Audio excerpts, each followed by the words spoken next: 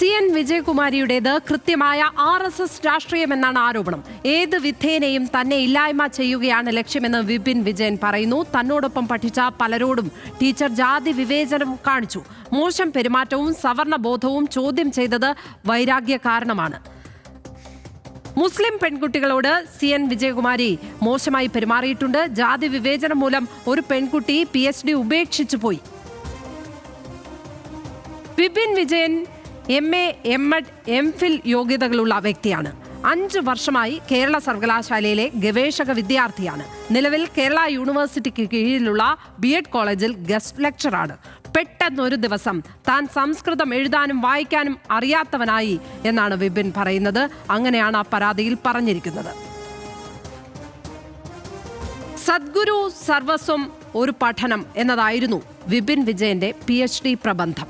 മൂല്യനിർണ്ണയം നടത്തിയത് സർവകലാശാല നിയോഗിച്ച വിദഗ്ധരാണ്. അലഹബാദ് സർവകലാശാലയിലെ പ്രൊഫസർ അനിൽ പ്രതാപ് ഗിരി, തിരുപ്പതി ശ്രീ വെങ്കടേശ്വര യൂണിവേഴ്സിറ്റിയിലെ പ്രൊഫസറായ G പത്മനാഭം, ഓപ്പൺ ഡിഫൻസിൻ ചെയർമാനെ നിശ്ചയിച്ചത് വൈസ് ചാൻസലറാണ്. പ്രബന്ധ പരിശോധനകൾ PhD നൽകാമെന്ന് ശുപാർശ ചെയ്തിട്ടുണ്ട് എന്നും വിപിൻ പറയുന്നു. വിപിൻ്റേത് കേരളം ഗൗരവത്തോടെ പരിശോധിക്കേണ്ട ഒരു പരാതിയാണ് എന്ന് തോന്നുന്നു അല്ലേ? അല്ല, ഇത് സ്ഥിരമായി ഇത്തരത്തിൽ ഈ PhD ഉന്നത വിദ്യാഭ്യാസ മേഖലയിലേക്ക് പോകുമ്പോൾ ഇത്തരത്തിലുള്ള പല പ്രശ്നങ്ങളും നിലനിൽക്കുന്നുണ്ട്. അത് താരതമ്യേന കുറവ് നിലനിന്നിരുന്ന ഒരു പ്രദേശമാണ് കേരളം. ബാക്കി പല സർവകലാശാലകളിലും, പ്രത്യേകിച്ച് ഈ ദേശീയ തലത്തിൽ നമ്മൾ പരിശോധിച്ചാൽ സർവകലാശാലകളും IIT-കളായിക്കോട്ടെ, IIM-കളായിക്കോട്ടെ, ഇവിടെയെല്ലാം ഈ ആരോപണം പലയാവർത്തി വന്നുപോയ ആരോപണങ്ങളാണ്. ഇപ്പോൾ ഇദ്ദേഹം തന്നെ വിപിൻ വിജയൻ പറഞ്ഞു തുടങ്ങുന്നത് രോഹിത് വെമുലയുടെ അനുഭവത്തെക്കുറിച്ച് പറഞ്ഞുകൊണ്ടാണ്. അപ്പോൾ ഇതൊരു യഥാർത്ഥ പ്രശ്നമാണ്, ഇത് നിലനിൽക്കുന്ന പ്രശ്നമാണ്. ഇത് ആദ്യമായി നമ്മൾ കേൾക്കുന്നതല്ല.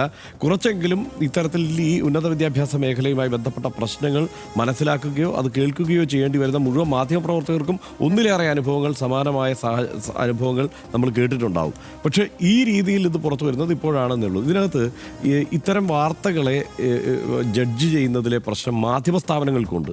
അവിടെ നിന്ന് വേണം ഇത് നമ്മൾ പറഞ്ഞു തുടങ്ങാൻ. കാരണം ഈ വാർത്ത ഞാൻ ആദ്യം കാണുന്നത് എന്താണ്, ഈ വാർത്ത ഇന്ന് ആരുടെയും തലയിൽ ഈ വാർത്ത ഇപ്പോൾ വിപിൻ വിജയൻ്റെ ഫേസ്ബുക്ക് പോസ്റ്റ് എത്ര പേരുടെ കയ്യിലേക്ക് എത്തിയിട്ടുണ്ടെന്ന് എനിക്കറിയില്ല. പക്ഷേ ഈ വാർത്ത എത്തിയിട്ടുണ്ട്. എങ്ങനെയാണ്? സംസ്കൃതം അറിയാത്ത SFI നേതാവിന് സംസ്കൃതത്തിൽ PhD. ഇത് കേരളത്തിലെ ഒന്നാമത്തെ ടെലിവിഷൻ ചാനലിന്റെ കാർഡ് എൻ്റെ തലയിൽ ഇപ്പോഴും ഉണ്ട്. ആ കാർഡ്, അതായത് സംസ്കൃതം അറിയാത്ത, നമ്മുടെ ചാനലിലും അങ്ങനെ ആദ്യ വാർത്ത അതാണ് ആ വാർത്ത, ആദ്യത്തെ വാർത്ത വന്നതാണ്. അത് ഇത് ഇങ്ങനെയല്ല കാർഡ് പോകുന്നത്. വാർത്ത നമുക്ക് വന്നത് എങ്ങനെയാണ്? വാർത്ത വരുന്നത്, ആ വാർത്ത വരുന്നത് അതാണ് ഞാൻ പറഞ്ഞത്. അതായത് ആ വാർത്ത വരുന്നത് എങ്ങനെയാണ്? അവിടെ പ്രവർത്തിക്കുന്ന നമ്മൾ എല്ലാ മാധ്യമങ്ങളും നിരന്തരം പിന്തുടരുന്നത് എങ്ങനെയാണ്? ഇപ്പോൾ ഈ സർവകലാശാല വാർത്തകൾ വന്നു കഴിഞ്ഞാൽ ആദ്യം മൈക്ക് വധിക്കുക സേവ് യൂണിവേഴ്സിറ്റി ഫോറത്തിൻ്റെ നേതാക്കന്മാരുടെ അടുത്താണ്. അവർക്ക് പൊളിറ്റിക്സ് ഇല്ലാത്തവരാണോ? സേവ് യൂണിവേഴ്സിറ്റി ഫോറം എന്നുള്ള ഒരു പേരിൽ വരുമ്പോൾ നമ്മൾ മനസ്സിലാക്കേണ്ടത് ഷാഹിർ ഖാൻ്റെ സുഹൃത്താണ്. അദ്ദേഹം SUCI-കാരനാണെന്നുള്ളത് എനിക്കറിയാം. ശശികുമാറും എൻ്റെ പരിചയക്കാരനാണ്. അദ്ദേഹം കോൺഗ്രസ്സുകാരനാണെന്നുള്ളത് എനിക്കറിയാം. കൃത്യമായിട്ടുള്ള രാഷ്ട്രീയമുള്ളവരാണ് അവർ എന്നുള്ള യാഥാർത്ഥ്യം മറച്ചു വെച്ചിട്ടാണ് സേവ് യൂണിവേഴ്സിറ്റി ഫോറം എന്നുള്ള നിലയ്ക്ക് ഈ വാർത്തകളെല്ലാം, ഇത്തരം വാർത്തകളെല്ലാം വരുമ്പോൾ അവരുടെ പ്രതികരണം സ്വാഭാവികമായും എല്ലായ്പ്പോഴും, ഞാൻ അതിനകത്തൊരു സംശയമില്ലാതെ ഞാൻ പറയാം, അവരുടെ പ്രതികരണം, അവരുടെ നിതാന്ത ശത്രു എന്ന് പറയുന്നത് SFI ആണ്. ആ ശത്രുവിനെതിരായ പോരാട്ടം എന്ന മട്ടിലാണ് ഈ വാർത്തകളെ ഇവരെ അവതരിപ്പിക്കുക. അതിനെ ആ മട്ടിൽ തന്നെയാണ് പലരും തലക്കെട്ടാക്കുക. അതാണ് ഇതിനകത്തെ പ്രശ്നം. ഇതിന്റെ പോസ്റ്റിനകത്ത് പറഞ്ഞിട്ടുണ്ട്, ഞാൻ ഏത് മാധ്യമങ്ങൾക്ക് മുന്നിലാണ്, ഏത് പത്രക്കാർക്ക് മുന്നിലാണ് ഇനി എന്റെ നിരപരാധിത്വം തെളിയിക്കേണ്ടത്.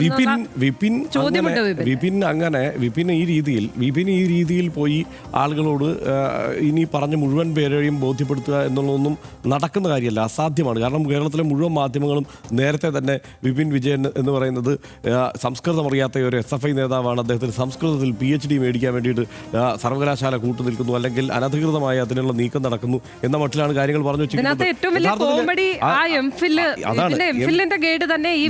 വിജയകുമാരിയാണ് MPhilന്റെ ഗൈഡ്. അവർ തന്നെ ഒപ്പുവെച്ചിട്ടാണ് ഈ MPhil കിട്ടിയിരിക്കുന്നത്. അതെങ്ങനെയാണ്? സംസ്കൃതത്തിൽ തന്നെയാണല്ലോ. അതിൽ ആ സമയത്ത് ഇവർക്ക് ഈ കാര്യത്തിൽ വേറെ പ്രത്യേകിച്ച് ഇയാൾക്ക് സംസ്കൃതം അറിയില്ലെങ്കിൽ വിജയകുമാരിയും പിന്നെ യൂണിവേഴ്സിറ്റി, അതാണ് സംശയമില്ല, വിജയകുമാരിയും കുറ്റക്കാരിയാണ്. മാത്രമല്ല ഇത് കൊടുക്കുമ്പോൾ തന്നെ വളരെ കൃത്യമായി പറയുന്നുണ്ട്, ഇത് ഈ പരാതി കൊടുക്കുമ്പോൾ തന്നെ പറയുന്നത് എന്താണ്, ഈ അട്ടിമറിച്ചുകൊണ്ട് ഇങ്ങനെ സർവകലാശാലയുടെ നിലവാരം തകരുന്ന രീതിയിൽ ഇയാൾക്ക് PhD കൊടുക്കാൻ പോകുന്നു. അപ്പോൾ ഈ MPhil കൊടുത്തതോ, ഈ നിലവാരം തകരുന്ന രീതിയിൽ MPhil കൊടുത്തത് ഈ വിജയകുമാരിയല്ലേ? അവർക്ക് കൃത്യമായ രാഷ്ട്രീയമുണ്ട്, ഈ വിജയകുമാരിക്ക് കൃത്യമായ രാഷ്ട്രീയമുണ്ട്. കേരളത്തിൽ അതെല്ലാം ആ നിലയ്ക്ക് രാഷ്ട്രീയമായി തന്നെ എണ്ണിപ്പോകണം, ആ കാര്യത്തിൽ സംശയമൊന്നുമില്ല. ഒരു ആരോപണം ഒരാൾ ഉന്നയിച്ചാൽ അയാളുടെ രാഷ്ട്രീയം എന്താണെന്ന് അന്വേഷിക്കാതെ മുന്നോട്ട് പോകാവുന്ന സാഹചര്യം തൽക്കാലം കേരളത്തിലില്ല. കാരണം അത്രയും രാഷ്ട്രീയമായി ചേരി നിൽക്കുന്ന മനുഷ്യരാണ് എല്ലാ മേഖലയിലും. അത് സർവീസ് സെക്ടറിലായിക്കോട്ടെ, മറ്റ് വിദ്യാഭ്യാസ മേഖലയിലായിക്കോട്ടെ, ബാക്കി എല്ലാ തരത്തിലും. ഒരു സർക്കാർ ഉദ്യോഗസ്ഥൻ എന്ന് പറഞ്ഞ് നിസ്സാരമായി മാറ്റി നിർത്താൻ, അല്ലെങ്കിൽ ഒരു അധ്യാപകൻ എന്ന് പറഞ്ഞ് മാറ്റി നിർത്താൻ നമുക്ക് പറ്റില്ല. അല്ലെങ്കിൽ അയാളെ ഒറ്റയടിക്ക് വിശ്വാസത്തിലെടുക്കാൻ പറ്റുന്ന അവസ്ഥയില്ല.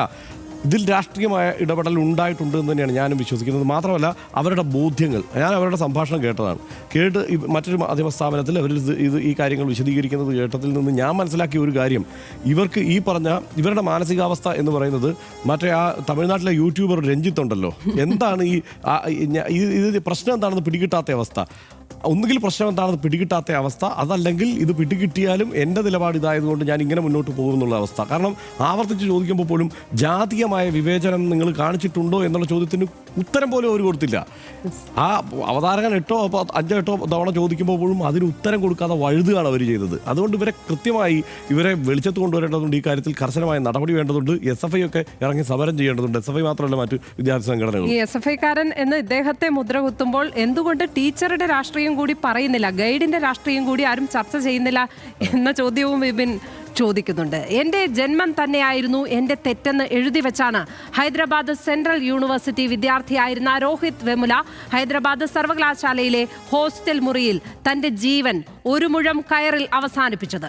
ഇന്ത്യൻ സർവകലാശാലകളിൽ രക്തത്തേക്കാൾ കട്ടിയുള്ള ജാതി പ്രവർത്തിക്കുന്നുണ്ട് എന്ന് പിന്നെയും എത്രയോ വട്ടം ദളിത് ബഹുജൻ വിദ്യാർത്ഥികൾ സാക്ഷ്യം പറഞ്ഞു.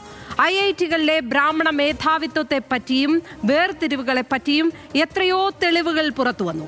സർവകലാശാലകൾക്ക് മനുസ്മൃതിയുടെ പുത്തൻ കാവൽക്കാർ കാട്ടുനിൽക്കുന്നു എന്ന വാർത്തകൾ നമ്മൾ കണ്ടു. കേരളത്തിൽ നിന്ന് പക്ഷേ ഇത്തരം വാർത്തകൾ താരതമ്യേന കുറവാണ് കാണാറുള്ളത്.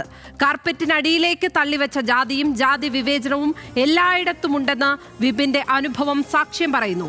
അതിനോട് പൊരുതിയാണ് കേരളം ഇന്നത്തെ കേരളമായത്. വിപിനൊപ്പം സാംസ്കാരിക കേരളം ചേർന്ന് നിൽക്കുമെന്ന് RDX പ്രത്യാശിക്കുന്നു. ഇനി രോഹിത് വെമുലമാരെ നമുക്ക് വേണ്ട. നമ്മുടെ സർവകലാശാലകളിൽ ജ്ഞാനോൽപാദനം മാത്രം നടക്കട്ടെ.